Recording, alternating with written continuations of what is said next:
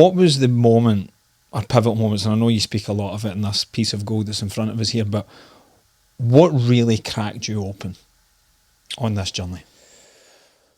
Oh man, I mean, it was a conversation I was having.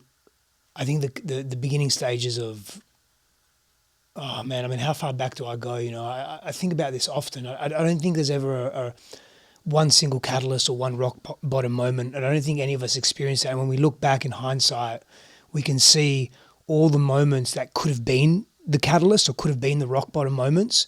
And I think even though those opportunities weren't taken in my life and in many other people's lives that have that experience, I still think they live in the potential of a rock bottom moment, or they live in the potential of a tremendous catalyst, right? And I think they're equally as important, because if they don't happen, even if you miss them unconsciously, right? If they don't happen and that experience doesn't land in your nervous system, then the thing that is the catalyst doesn't ever occur. Like, it's almost like, you know, I don't know in your life, but I'll use my mum as an example. Like, she would say something to me over the years, and then I would go to her and I'd say, "Hey, Ma, you know, I'm going to do this thing." She's like, "I've told you that 1,000 times." But if she hadn't told me 1,000 times, it wouldn't have landed to be open in that moment, in that time and space, to then actually receive it and do something with it.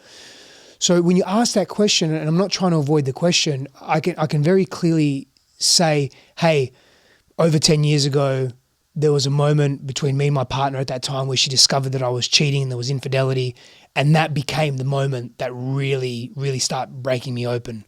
A lot of shame came up, a lot of memories that I'd repressed from my childhood came up during that period of time, especially those first, say, few months of us trying to get back together, and trying to make it work and seeking outside help and all of that. And that was a big moment. That was a big realization for me, where I'd actually come face to face with, you know, those shadows that I was repressing.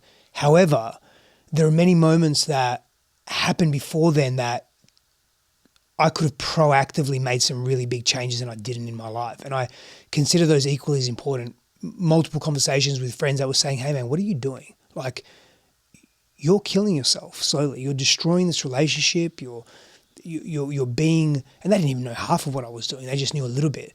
You're being completely disrespectful. Like, what are you doing? And I didn't meet them with humor or a nonchalant attitude. I just didn't have the courage to actually change, right? But I realized something needed to change, and I wanted to, but I was too addicted to my patterns of avoidance. And so, you know, I would say some of those catalysts go back to when I was 16, 17, maybe even younger. But I never knew how to be with the possibility of doing something different and actually facing myself. I just wasn't mature enough. It wasn't my time. I don't want to make excuses. It just didn't happen. It didn't happen until my very early 30s. And that was, and then I went very deep down the rabbit hole. Yeah, for a number of years. Yeah. And I still am deep down the rabbit hole. But just the intensity is very different. You know, the game now is very different. But yeah, it was intense for a long time, as you know.